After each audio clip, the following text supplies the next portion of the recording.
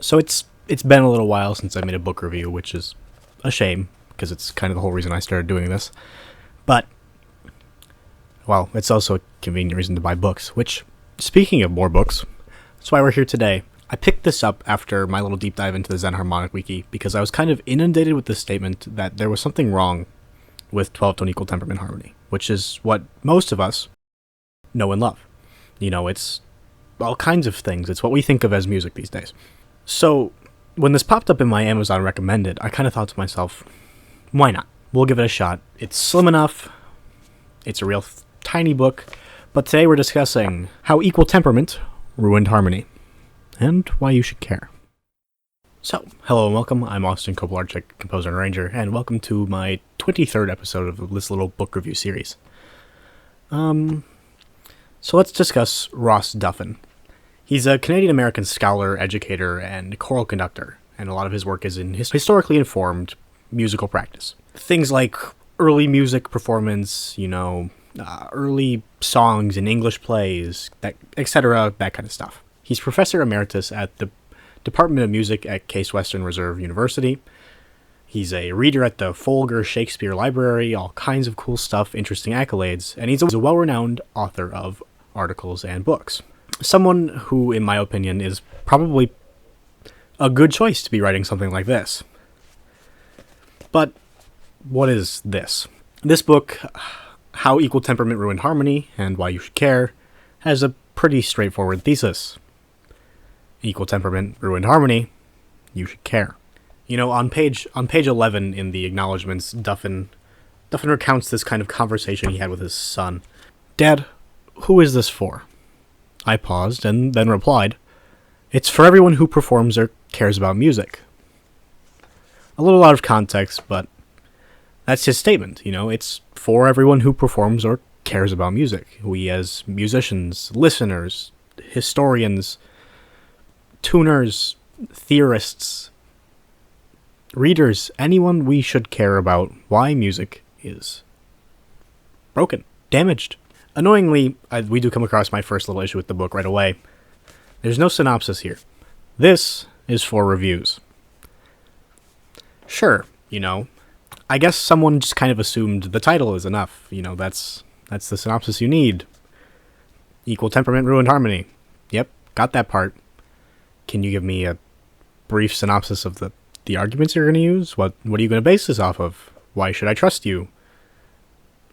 Because his own biography on here is not very long, actually. So yeah, this might be scholarly and enjoyably pugnacious. I don't know how to say that word. The most subversive book on a musical subject you've ever read. It might be argued with verve and charm, elegantly argued, but I don't know what any of it is. I'd like to know that before I get into it. As I kind of wrote the little script I have for this, I do realize I get very nitpicky over a few very specific objects. And I think part of this is I'm not certain entirely on how I feel about the book's main argument. And I'll come back to that later, but I haven't really formed an opinion yet. So let me take you through Duffin's arguments as he presents them, and we'll see if that can kind of influence you, or if you need, say, more evidence to be convinced. The book begins with the prelude, which is basically Duffin's reasoning on why he wrote the book. He tells this story of being at some kind of exit interview for a conductor of a world-famous symphony that just premiered its last concert of the season at Carnegie Hall, or something along those lines. And he's talking about how the conductor was struggling to make this one transition in Beethoven's Ninth feel right. It's this D minor to B flat major, and he just couldn't get it. This world-class symphony couldn't play Beethoven's Ninth, this one transition, and make it feel as emotional as it's supposed to. And that, for Duffin, was the spark. In that moment, he knew this book needed to exist.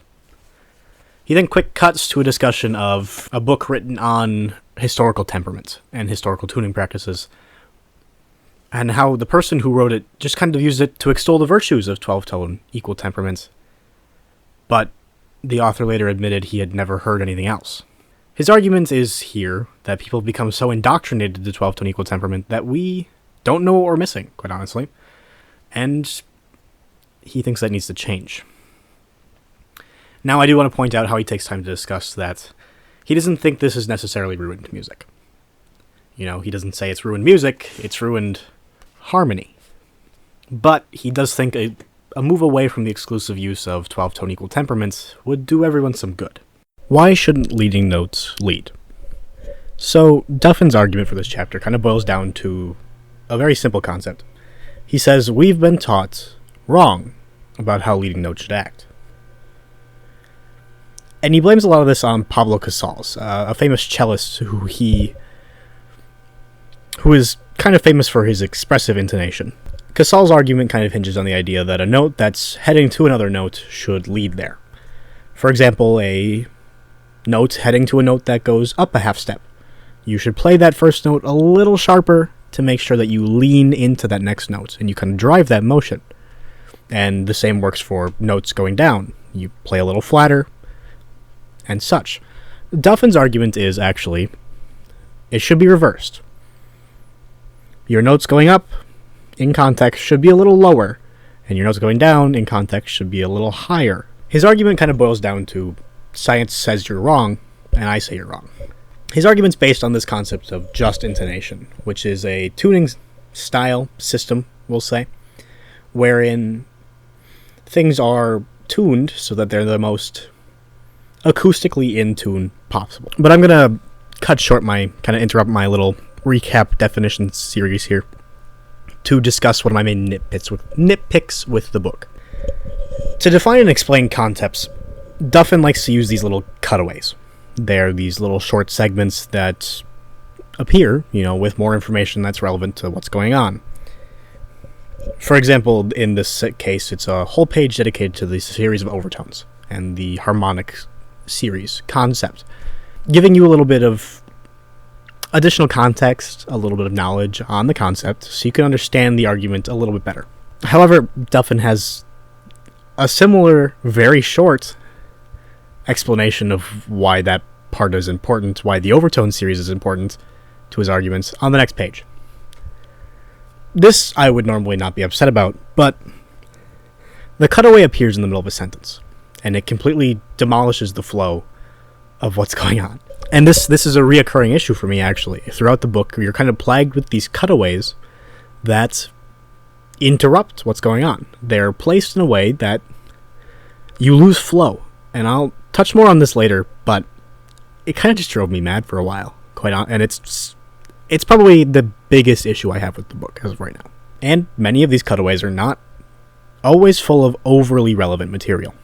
For example, on page 23, Duffin explains Pythagorean tuning, which is a system of tuning commonly attributed to Pythagoras, a famous Greek scholar and all that nonsense. You've heard about him, the triangle guy.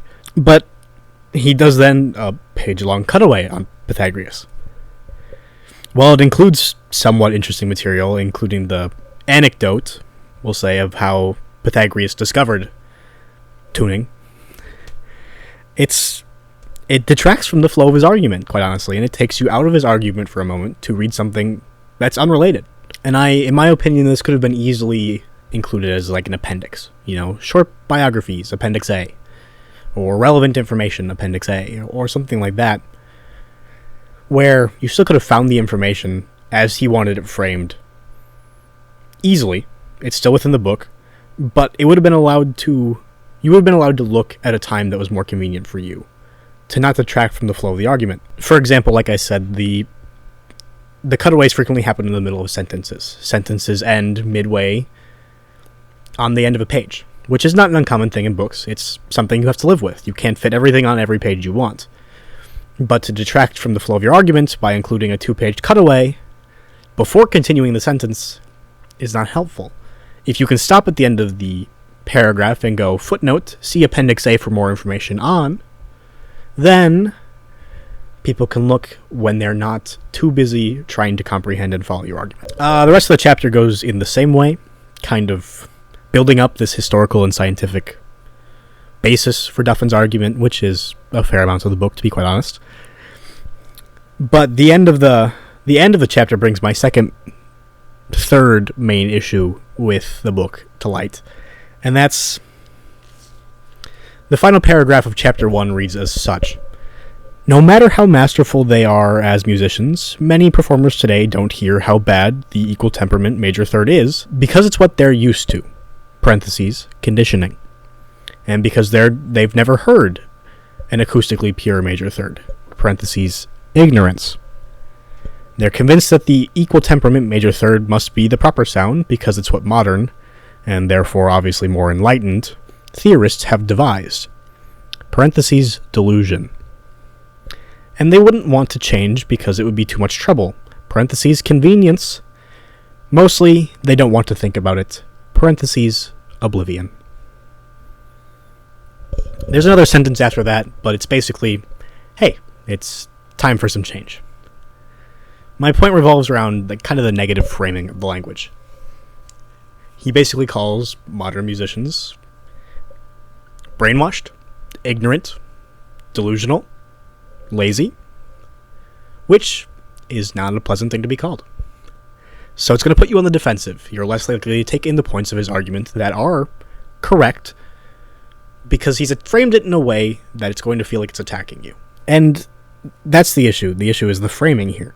It's, even if I agree with his statement, I'm going to look for some kind of fault in it because, quite honestly, I'm going to feel attacked. I'm going to be put on the defensive. I'm not going to want to agree because you just insulted me.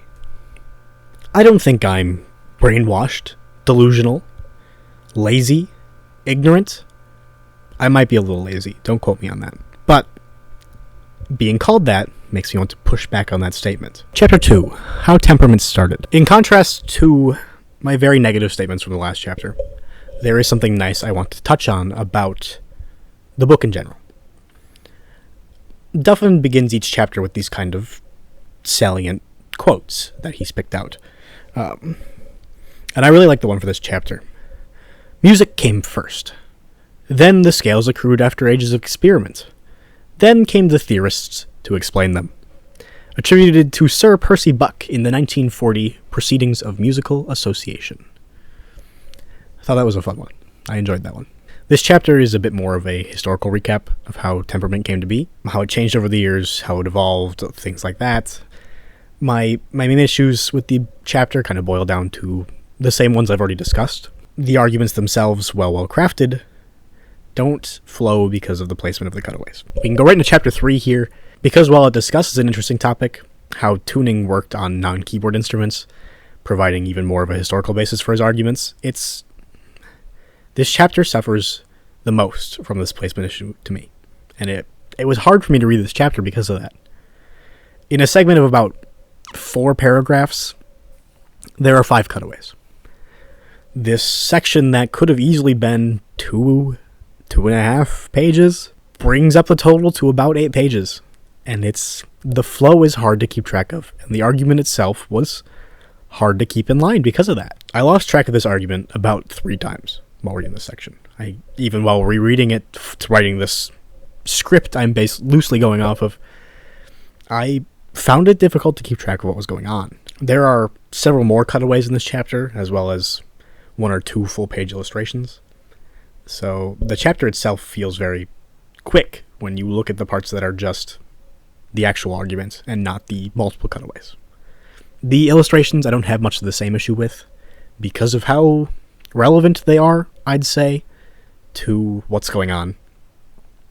And the fact that they're illustrations. You can look at it real quick. You want to keep moving to the paragraph. You just move your eyes over a little bit and bam, you're there. So I don't feel that they disrupt the flow as much. Chapter 4 happened. It's essentially just a long argument about Mozart and the tuning he would have used. It happened.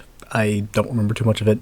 And chapter 5 is more of the same. It's less about Mozart. It's more about, historical textual evidence for them using non-tuning. Haydn wrote an accidental here.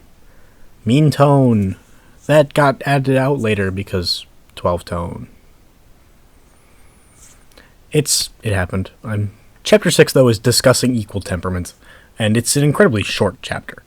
But Duffin kind of discusses why he believes equal temperament became kind of the predominant thing. Essentially, it was easier to teach. That's what his whole argument boils down to.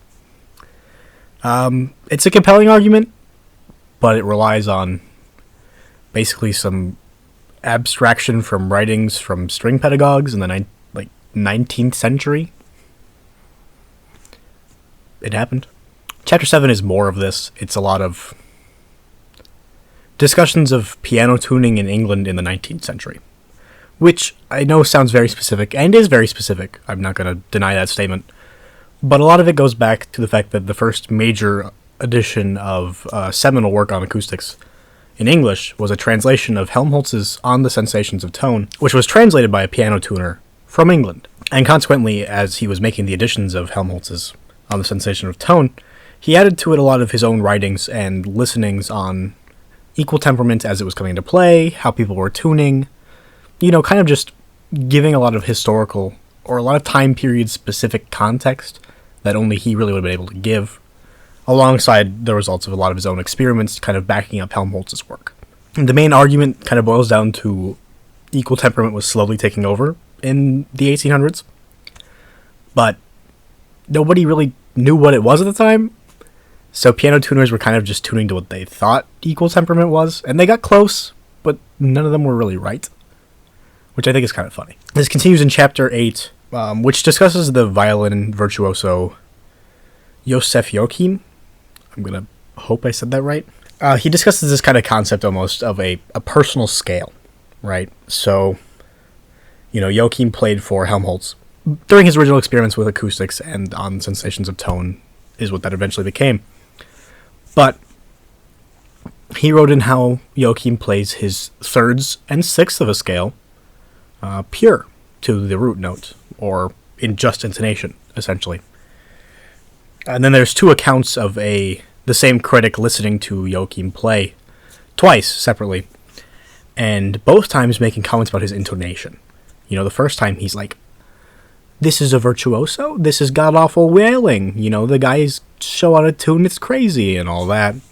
And the second time, it's more of a, okay, I'm starting to get it now, this is how he plays his scales, there's an inclination here towards this, yada yada, that kind of thing. Not in specific terminology, but that's the impression the second review gave, essentially. And then Chapter 8 is kind of just rounded out by just the discussion of just intonation in string playing, when they're not playing with a piano or an organ, where it's a fixed tone instrument and it can't really be tuned on the fly.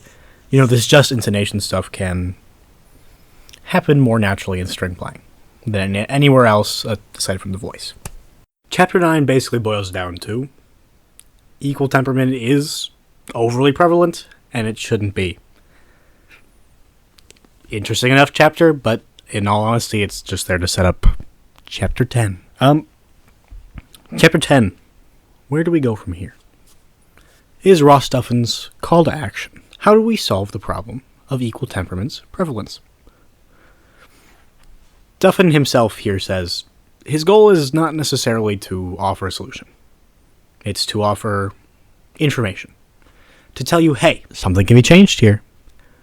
Here's what's got to change. And I feel a little disingenuous saying that, because Ross Duffin, as a person, as a performer, as a pedagogue and conductor, has really worked to do this sort of thing, to work with historical temperaments, historical tuning, and bring that into historically informed performance.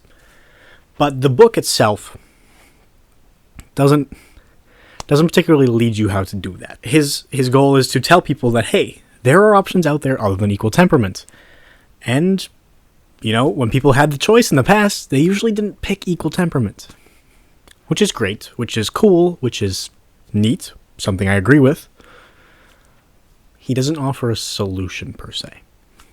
He doesn't offer us, here's resources for where you can go figure out how to perform Beethoven in mean tone tuning. He advocates for this kind of harmonic intonation, which is a practice wherein intonation is meant to serve the vertical alignment of music at any given moment. Chords should be tuned this way, this kind of interval should be this sharp, this flat, which is, in essence, kind of a directly opposite concept to Casal's expressive intonation, right? He admits that he does kind of expect pushback or backlash for this in some small way, and I'm sure he got it. Reviews for this couldn't have all been positive. And in some form, he is kind of getting it from me right now.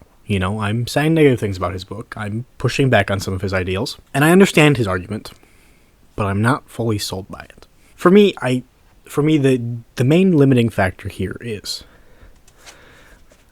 I can't hear this, right? If you were to put in front of me an orchestra playing Beethoven's Ninth, tuned in the unequal mean tone tuning or whatever it is that Beethoven favored at the time was popular, and I could compare that pretty directly to 12-tone equal temperaments, how I've heard Beethoven's Ninth in the last 20 years, maybe I could understand your argument better. As it stands, books are not the best medium for that. That's not a complaint I have for the book. That's a complaint I have for the fact that I can't hear books. Shucks. Cancel them all. I'm only listening to audiobooks from now on. Bye, guys. No, for me, his argument needs to be, I need to hear it in context. So, I like to discuss availability before my final opinion, which there's still more, believe me. This is on Amazon, this is on used book websites. You can find this plenty of places, and it's like $17, 20-ish. It was somewhere in that range when I picked it up. Small enough, quick enough read. I think I got through it in 2 or 3 days, and that's while working basically full-time and traveling a bit. If this is something you're interested in, it shouldn't be too hard to find. And if you do pick it up, let me know what you think about it. Come back afterwards and leave me a little comment to tell me what your thoughts are. So, I said it earlier, but I'm not certain entirely how I feel about the book's central arguments. It's gotten a bit clearer to me as I wrote the script for this, as I took the notes, as I took my little notes in the book. As I stood here talking to the camera, preparing this video for all of you, it's become bit by bit a little clearer. However, I'm still not fully made up. The book itself is well written, and though I do think it suffers more than a fair bit from some layout issues, and I feel at times that the argument is kind of framed in a negative leaning light, I think it's an interesting book. And I think the argument it makes is pretty interesting. And in essence, I think a lot of my thoughts on the book right now boil down to that statement. Interesting, but not very practical. For example, say you want to perform a Beethoven piano sonata on a recital. Yes? Right after that, you want to perform Chopin. Okay. And then, before that, how about some Bach? And then after that, say we do something 21st century. Symphonic Dances from a West Side Story for 2 pianos. Great arrangement. Wonderful. If all of those composers favor a different tuning, how many pianos do you need? Think about that. I don't have an answer. I'm not going to do that math off the top of my head. But I think that Equal Temperament now kind of affords us this interesting convenience. Like he said, there is a convenience in this. People know and expect what music should sound like in 12-tone equal temperament. And as performers, that's an important thing for us. Because as performers, we can lean on that and perform from multiple works across multiple centuries in one sitting. I didn't script this argument out, so I think it's an interesting one, though, and I want to talk about it. For most of us performers in the music world, that could be fixed rather easily. Many of us play instruments where it's easy to adjust pitch at any point in time. For example, I'm primarily a clarinetist and a saxophonist, and though I'm fairly certain the saxophone really only exists in 12-tone equal temperament tuning, clarinet repertoire goes back far enough that perhaps mean tone or some other unequal temperament tuning was used in some of the music being written. I could emulate that style and technique by playing and adjusting my embouchure and my breathing practices and all these neat little things that make clarinets play in tune. Pianos organs, other instruments where the pitch is fixed, that we can't change, as Duffin actually says in here, cause an issue. We have to play with what's most convenient for them. Unless you want to sit there and wait, 2 hours in between your piece and your recital for the piano tuner to get done with it. We've got this issue of interesting but impractical. And while the argument is easily made, of course, do it in a more practical way. I think that before I can be sold on the central argument of this book, to me, I need some sense of practicality. I need not only to hear it, I need to understand how I can make it work, logistically. As an orchestral director, how can I go from playing something written in the 21st century, in one moment, to playing Beethoven in an unequal temperament? That's something I'd like to hear more on before I make a very firm decision on what I think here. Because I'm not one for the argument that a concert should be a static concept, right? I don't want to go to a concert and hear just Beethoven. I don't want to hear just music from that period. I want to hear variety. I want to hear something interesting. I want to be kept entertained at a concert. Which might be an unusual concept, especially as a composer. But as a composer, I want to fit in. I want my work to fit in with these great works, these great masterpieces, but be different and stand out in a unique way. But a short fun fact is, I'm reading another book for a review after this that was requested from a commenter a few months back. Harry Parch's A Genesis of Music, 2nd edition. And I'm actually recognizing some of the arguments in this book in his. I thought that was a neat little connection. And keep your eye out for that review. But yes, I will need time to digest this argument, especially as I stood here and talked into the camera for an extra 6 minutes about performance concepts. And I would actually like to hear some of the music he discusses, which I'll be trying to do, as in one place I think he mentions some albums of piano music made with that intention, kind of performing it in the tuning that it would have been historically correct. But I've been unable to find the albums as of yet. I will be continuing to look, though. But what I would truly like to hear is what you think. How does an argument like this affect you? Or is the first thing you think about playing consideration? Are you looking for what's the most practical way to do this? Or, say, are you looking for, an album of Beethoven piano music written or played in the correct temperament would be an interesting concept. There's two different versions to this, or two sides there at least, that I think, but I'd love to hear your opinions on it. Of course, if anyone has read the book, I always welcome opinions about that. I'd love to hear what you thought, and if you feel I'm doing the book justice in this little review. Of course, the only way you would know that is to read the book, which I do in fact recommend. I think it's something that people could differently benefit from, depending on where they are. And let me know, how has the argument affected you, and your interactions with music? I hope you've kind of enjoyed this return to business as usual, and I hope to see you back next time. I've been Austin Koplarczyk, composer and arranger, and that's all. So, thanks. I'll see you next time.